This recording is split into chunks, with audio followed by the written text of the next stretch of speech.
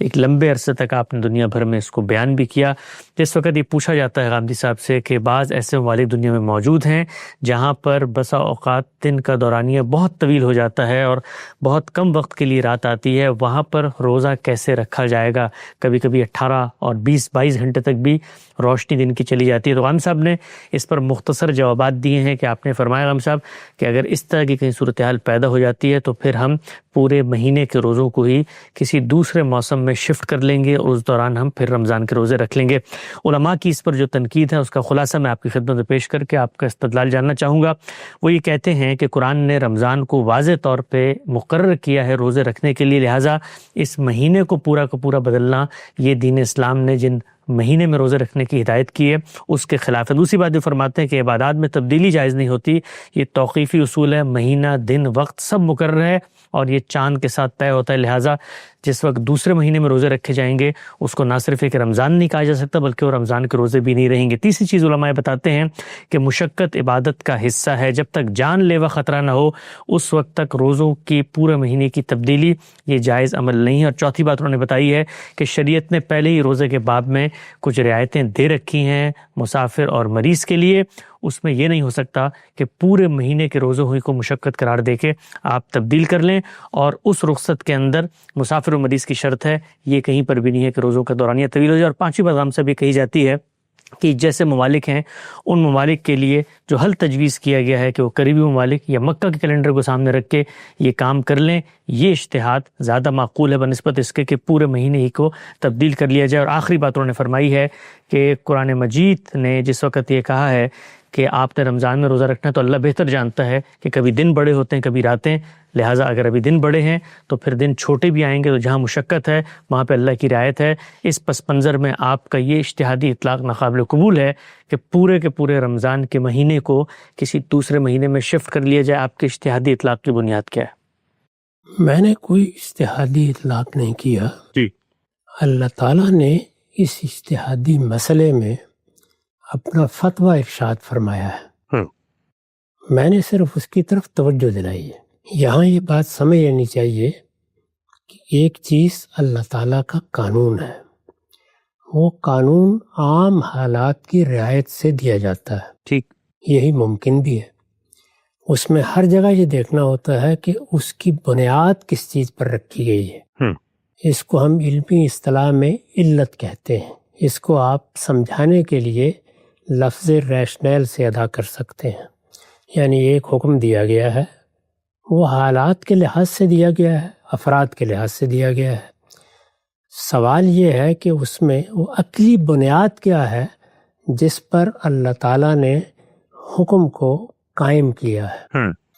اس عقلی بنیاد کو جب ہم دریافت کر لیتے ہیں تو پھر چونکہ تمام احکام کے مخاطبین انسان ہیں اور انسان کو اللہ تعالیٰ نے جو سب سے بڑا شرف بخشا ہے وہ اس کا ایک عقلی وجود ہونا ہے، چنانچہ اسی پر اعتماد کر کے اجتہادی اطلاقات کو اللہ تعالیٰ انسانی عقل پر چھوڑ دیتے ہیں۔ یعنی چونکہ اللہ تعالیٰ نے انسان کو بنایا ہے، اس کو عقل عطا فرمائی ہے، حادثہ اخلاقی دیا ہے، اس سے جمالیات دی ہے، اس کا حکم جب اس تک پہنچے گا تو وہ اس کے ریشنل کو متعین کر لے گا۔ وہ بعض اوقات اللہ تعالیٰ خود بیان کر دیتے ہیں، بعض اوقات اتنا بدیہی ہوتا ہے کہ انسانی عقل اس کو آسانی سے سمجھ لیتی ہے۔ اس کو سمجھنے کے بعد اب دیکھا جاتا ہے کہ ہمیں کیا حالات پیش آ گئے ہیں، ان حالات میں ہمیں کیا کرنا ہے۔ آپ نے جو باتیں فرمائی ہیں پہلے ان کو ایک ایک کر کے لے لیجئے۔ جی، روزے کے لیے رمضان کا مہینہ مقرر کیا گیا ہے، ٹھیک، اس میں کوئی دو رائے نہیں ہو سکتی۔ عام حالات میں رمضان ہی کے مہینے میں روزے رکھنے چاہیے۔ اللہ تعالیٰ ہر شخص کو اس کی سعادت عطا فرمائے۔ وہ اگر زندہ ہے، تندرست ہے، روزے کا تحمل کر سکتا ہے تو رمضان کا مہینہ ہی اس کے لیے باعث سعادت ہے۔ ٹھیک، یہ اللہ کا مقرر کردہ مہینہ ہے، اس مہینے کی برکات ہے۔ اللہ تعالیٰ نے روزے کی آیات میں آگے جا کر بتایا ہے کہ اس مہینے کا انتخاب کیوں کیا گیا ہے۔ چنانچہ وضاحت کی ہے کہ ہم نے اس مہینے کو نزول قرآن کے لیے منتخب کیا تھا۔ جب ہم نے ہدایت کے لیے اس مہینے کا انتخاب کیا تو اس ہدایت کا سب سے بڑا ظہور اللہ تعالیٰ کے ساتھ تعلق میں ہوتا ہے۔ اس تعلق میں اولین چیز نماز ہے اس کے بعد سب سے بڑی عبادت روزہ ہی ہے. ٹھیک. چنانچہ روزے کے باب میں ہم نے انسان کو یہ توجہ دلائی کہ وہ اسی مہینے میں اللہ تعالیٰ کی برکتیں حاصل کرنے کی صحیح کرے، مجسم اطاعت بن کر رہے. اور جو برکات اس مہینے میں حاصل ہوتی ہیں وہ ظاہر بڑی غیر معمولی ہیں، ان کو کسی پہلو سے بھی آپ نظر انداز نہیں کر سکتے. یہ تو مہینے کی اہمیت ہے، وہ بیان کر دی گئی ہے، اس میں کوئی شبہ نہیں ہے. لیکن خود اللہ تعالیٰ نے انسانی احوال کی رعایت کو وہاں موضوع بنا لیا ہے، اور بالکل ابتدا میں جہاں سے بات شروع کی ہے یہ بیان کیا ہے کہ کتب علیکم الصیام کما کتب علی الذین من قبلکم لعلکم تتقون. یہ روزے کوئی نئی عبادت نہیں ہے، اس سے پہلے بھی ہم نے امتوں پر روزے فرض کیے ہیں، اسی طرح تم پر فرض کر دیے ہیں. اس سے مقصود یہ ہے کہ تم اللہ تعالیٰ کی اطاعت کا اپنے وجود کو خوگر بناؤ.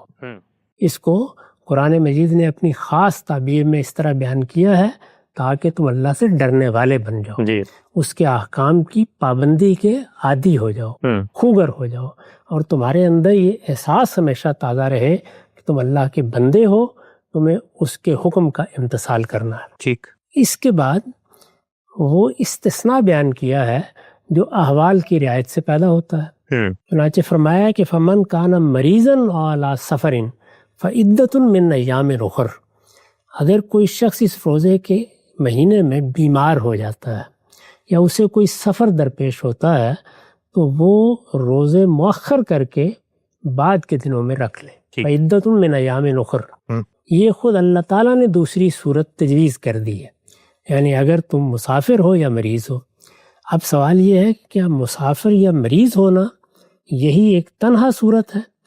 اللہ تعالیٰ کا عام طریقہ یہ ہے کہ وہ عامت الورود احوال کے بارے میں حکم دے دیتے ہیں. یہاں بھی ایسا ہی کیا گیا ہے. عام طور پر جو چیز انسان کے لیے مشقت کا باعث بنتی ہے، یعنی عادی مشقت سے آگے غیر معتاد مشقت کا باعث بنتی ہے. ایک تو وہ مشقت ہے جو ہر دین کے حکم میں اٹھانی پڑتی ہے، وہ زیر بحث نہیں ہے. یعنی جب انسان کے لیے اس کا تحمل مشکل ہو جائے. اللہ تعالیٰ نے اپنی شریعت کے بارے میں چونکہ یہ بیان فرمایا ہے کہ لا یکلف اللہ نفسا الا وسعہا، اس میں جو حکم بھی دیا گیا ہے وہ لوگوں کے تحمل کی رعایت کر کے دیا گیا ہے. چنانچہ روزے میں اگر آدمی بیمار ہو گیا ہے، رمضان کے مہینے میں کوئی سفر درپیش ہوا ہے، اس میں اگر اصرار کیا جائے کہ اسے روزہ رکھنا ہے تو یہ اس کے لیے غیر معمولی مشقت کا باعث بن سکتا ہے. ذرا سا غور کیجئے تو بالکل واضح ہو جاتا ہے کہ ان دونوں صورتوں میں جس چیز کو علت کی حیثیت حاصل ہے یا جس کو ریشنل کی حیثیت حاصل ہے وہ کیا ہے؟ غیر معتاد یا غیر معمولی مشقت. غیر معمولی مشقت کی صرف یہی ایک صورت نہیں ہے. دنیا میں تمدنی احوال کی تبدیلی سے 10 اور صورتیں پیش آ سکتی ہیں. ہم اس وقت جس دنیا میں جی رہے ہیں اس میں بہت سی ایسی چیزیں ہمارے سامنے آتی ہیں جو مثال کے طور پر عرب کے حالات میں نہیں تھی یا پرانے زمانے میں نہیں تھی یا شاید آج سے صدی 2 صدی پہلے نہ ہو. اس میں پھر اسی ریشنل یا اسی علت کو سامنے رکھ کر حکم میں جو رعایت دی گئی اس کا اطلاق کیا جاتا ہے. ٹھیک. تو میں نے توجہ دلائی تھی کہ جن علاقوں میں لوگوں کو یہ غیر معمولی مشقت پیش آ گئی ہے، اللہ تعالیٰ نے روزہ فرض کیا ہے عام حالات کے لحاظ سے فجر سے مغرب تک. اب اگر کسی جگہ فجر اور مغرب کے اوقات ہی خلط ملط ہو گئے ہیں، کسی جگہ جیسے بیان کیا جاتا ہے 3 مہینے رات رہ رہی ہے یا 6 مہینے یہی صورتحال درپیش ہے، یا کسی جگہ رات اور دن کے آثار اسی طریقے سے ہم دیکھ نہیں سکتے جیسے عام حالات میں دیکھتے ہیں، اس طرح کی صورت جہاں بھی پیش آ جائے انسان کے لیے روزہ رکھنا اسی طرح غیر معمولی مشقت کا باعث بن جائے گا جس طرح سے بیماری میں روزہ رکھنا یا جس طرح سفر میں روزہ رکھنا. تو چونکہ مشقت بنیاد ہے، غیر معتاد مشقت کو بنیاد بنا کر اللہ تعالیٰ نے رعایت دی ہے، تو اس کی اس صورت میں بھی میں نے لوگوں کو توجہ دلائی ہے کہ اجتہاد ہی کرنا ہے. یعنی ظاہر ہے کہ جو لوگ روزہ رکھیں گے وہ اگر مثال کے طور پر سعودی عرب کے اوقات کے لحاظ سے رکھیں گے، قریبی کسی علاقے کے اوقات کے لحاظ سے رکھیں گے، عام طور پر جو اوسط بنتا ہے اس کو سامنے رکھ کر کوئی وقت مقرر کریں گے، تو اس میں بھی اللہ تعالیٰ کا جو حکم ہے فجر سے مغرب تک اس کی پابندی تو نہیں ہو سکے گی. تو اجتہاد میں آپ حکم کو اس کی کسی دوسری صورت پر محمول کر لیتے ہیں. تو وہ دوسری صورت یہ بھی ہو سکتی ہے کہ آپ دوسرے دنوں میں روزے مؤخر کر لیں، اور یہ بھی ہو سکتی ہے کہ آپ اس طریقے سے وقت کی تعین کر لیں. تو میں نے یہ عرض کیا ہے کہ کیونکہ اللہ تعالیٰ نے خود یہ اجازت عطا فرما دی ہے، تو ہم اجتہاد کرنے کی بجائے اس اجازت سے فائدہ اٹھا سکتے ہیں اور دوسرے دنوں میں روزے ہم مؤخر کر کے رکھ سکتے ہیں. ظاہر ہے کہ یہ صورت رمضان کے مہینے کو تبدیل کرنے کی نہیں ہے، رمضان میں مشکل پیش آ گئی ہے. جس آدمی نے سفر کیا اس کے بھی پورے مہینے کے روزے رہ سکتے ہیں، جو بیمار ہو گیا اس میں بھی پورا امکان ہے کہ پورے مہینے ہی کے روزے چھوٹ جائیں اور پھر پورے مہینے ہی کے روزے دوسرے دنوں میں رکھنے پڑے. تو اس سے کوئی فرق واقع نہیں ہوتا.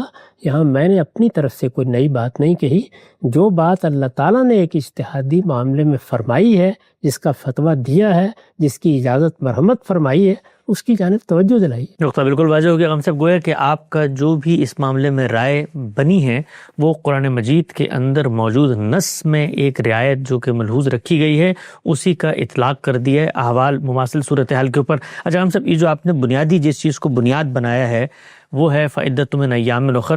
تو کوئی شخص یہ کہہ سکتا ہے نا کہ یہاں تو قرآن مجید نے ایام اخر کہا ہے، شہر اخر تو نہیں کہا، تو اس کا مطلب یہ ہے کہ کچھ اور دنوں میں رکھ لو. گویا چند دنوں میں کچھ مشقت پیش آتی ہے، 2 4 6 8 دن، تو ان کو بعد میں پورے کر لینا. جس طرح سے ہمارے ہاں یہ طے ہے کہ خواتین کو مشقت پیش آتی ہے، ان کے لیے پھر معاملہ اسی طرح سے ہوتا ہے.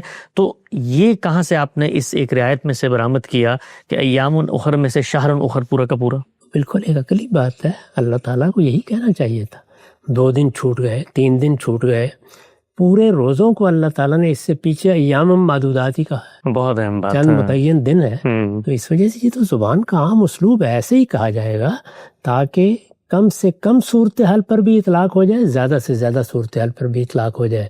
یہ بات بالکل واضح ہے کہ بیمار ہونے کا معاملہ چند دن ہی نہیں ہوتا، بعض اوقات پورا مہینہ، اس سے بھی زیادہ عرصہ تک آدمی بیمار رہتا ہے. سفر صرف 2 4 دن ہی کے لیے نہیں کیے جاتے، بعض اوقات مہینے کے سفر آدمی کو درپیش ہو جاتے ہیں. اور آج کل کے زمانے میں تو پھر یہ مدت کم ہو گئی ہے. ہم جانتے ہیں کہ اس سے پہلے جب لوگ اونٹوں پر سفر کرتے تھے، پیدل سفر کرتے تھے، تو بعض اوقات معمولی فاصلے کئی دن میں طے ہوتے تھے. وہ فاصلہ جو ہم مکے سے مدینے کا اب طے کرتے ہیں وہ موجودہ حالات میں 90 منٹ میں طے ہو جاتا ہے. جی. لیکن رسالت مآب صلی اللہ علیہ وسلم کے زمانے میں تو اس میں 6 دن لگ جاتے تھے. تو اس طریقے سے سفر ایک ہی طرح کے نہیں ہوتے اور وہ چند دنوں ہی کے نہیں ہوتے. اللہ تعالیٰ نے وہاں وہ بات تعمیم کے اسلوب میں فرما دی ہے کہ جو دن بھی تمہارے روزے کے بغیر رہیں، تمہیں کوئی مشقت پیش آ جائے، اس کو تم دوسرے دنوں میں مؤخر کر کے پورے کر سکتے. ٹھیک. اچھا ہم سب اس ضمن میں جو علماء حل تجویز کرتے ہیں وہ جو پوری کی پوری عبادت کی روح ہے اور مسلمانوں کی عالمی سطح پہ یکجہتی ہے اور پھر رمضان کے مہینے کی برکات ہیں، ان سب کو سمیٹ کے زیادہ قابل عمل بظاہر نظر آتی ہے کہ آپ پوری دنیا میں لوگ روزے رکھ رہے ہیں، آپ بھی چاند کے لحاظ سے اسی مہینے میں روزے رکھیں. اس کا جو دورانیہ ہے وہ مکہ کے مطابق کر لیں یا کسی قریبی مسلم ممالک کے مطابق کر لیں، تو اس میں مسئلہ بھی حل ہو جاتا ہے، رخصت پر عمل کرنے کی ضرورت بھی پیش نہیں آتی، لوگ روزے بھی رکھ لیتے ہیں اور رمضان کی برکات بھی رہتی ہے. میں نے اس سے کوئی ایسا اختلاف نہیں کیا، صرف یہ توجہ دلائی ہے یہ طریقہ بھی ہو سکتا ہے، وہ طریقہ بھی ہو سکتا ہے. اس کو میں اس لیے ترجیح دیتا ہوں کہ یہ صورت خود اللہ تعالیٰ نے تجویز فرما دی، اور جو صورت اللہ تعالیٰ نے تجویز فرمائی ہے اس میں لوگوں کے لیے زیادہ سہولت بھی ہو جاتی ہے. پھر اس پر اتفاق کرنا بھی کوئی آسان کام نہیں ہوتا. یعنی جب آپ کوئی بات کرتے ہیں تو لوگ انفرادی طور پر مختلف آراء قائم کر لیتے ہیں. تاہم اجتہادی امور میں کسی چیز پر اصرار کرنے کی کوئی وجہ نہیں ہے. میں نے پھر عرض کیا کہ یہ اللہ تعالیٰ کے فتوے کی طرف توجہ دلانا ہے، اس میں نہ میری طرف سے کوئی اجتہاد ہے نہ میں کوئی اپنا فتویٰ صادر کر رہا ہوں، صرف توجہ دلائی ہے کہ اس پر بھی غور کر لیا جائے. ٹھیک. اچھا ہم سب یہ جو آپ کی توجہ ہے اس پر اگر عمل درآمد کیا جائے تو وہ ممالک جہاں پر یہ صورتحال ہوتی ہے اور وہاں کے لوگ پورے مہینے کے روزے مؤخر کر لیں، تو پھر جو روزوں سے متعلق باقی چیزیں ہیں، مثلا ہماری شریعت میں تو طے ہے کہ جب روزے پورے ہو جائیں گے تو پھر اس کے بعد عید بھی ادا کی جائے گی اور وہ سارے معاملات بھی ہوں گے، تو پھر اس صورتحال میں کیا ہوگا کہ وہ روزے کسی اور مہینے مؤخر کریں گے تو کیا عید بھی کسی اور مہینے میں پڑیں گے؟ اس کو عید الفطر کہا گیا ہے. یعنی جب آپ نے روزے رکھے ہیں، اگر عالمی سطح پر اہتمام کیا گیا ہے تو ظاہر ہے کہ وہ اجتہاد پھر تمام احوال کا احاطہ کرے گا. لیکن اگر ہر فرد نے اپنے طریقے پہ فیصلہ کیا ہے تو عید جہاں ہوگی وہ عید بھی کر لے گا اور بعد میں روزے بھی پورے کر لے گا. ٹھیک. تو یہ صورتیں اصل میں انفرادی بھی ہو سکتی ہیں، اجتماعی بھی ہو سکتی ہیں. جو سوال آپ نے کیا ہے وہ صورت اس وقت پیش آئے گی اگر اجتماعی سطح پر پورے کے پورے علاقے میں یہ فیصلہ کر لیا جاتا ہے. ورنہ تو یہی ہوگا نا کہ کچھ لوگ ایک فیصلہ کریں گے، کچھ دوسرے فیصلہ کریں گے. چنانچہ اس علاقے میں روزے بھی کچھ رکھے جا رہے ہوں گے اور عید بھی کی جا رہی ہوگی. تو مسلمانوں کے ساتھ آپ شریک ہوں. جس طریقے سے جو لوگ مسافر ہوں گے یا مریض ہوں گے وہ بعد کے زمانے میں اگر روزے پورے کریں گے تو وہاں پہ عید کا اہتمام تو نہیں کریں گے. اللہ کو یاد ضرور کرتے رہیں گے لیکن کوئی باقاعدہ عید الفطر کا اہتمام نہیں ہوگا. عید الفطر ایک اجتماعی ذمہ داری یعنی اس میں فیصلہ معاشرے کو کرنا ہے. تو میں نے عرض کیا ہے کہ اگر تو پورے کے پورے علاقے نے یہ فیصلہ کر لیا ہے تو نوعیت بالکل الگ ہوگی. ورنہ اگر انفرادی فیصلہ ہے تو میں نے بعد میں مؤخر کر لیا، آپ نے اس وقت رکھ لیے. یہ انفرادی فیصلے اپنی جگہ موجود رہیں گے اور وہ روزوں ہی سے متعلق ہوں گے. عید کا معاملہ مسلمانوں کا اجتماعی معاملہ ہے، جو انہوں نے اجتماعی فیصلہ کیا ہوگا اس کے لحاظ سے عید ادا کی جائے. نقطہ بالکل واضح ہو گیا ہے. رمضان کے روزوں کو پورے مہینے کے حساب سے مؤخر کرنا ان ممالک میں جہاں پر روزہ رکھنا ممکن نہیں ہے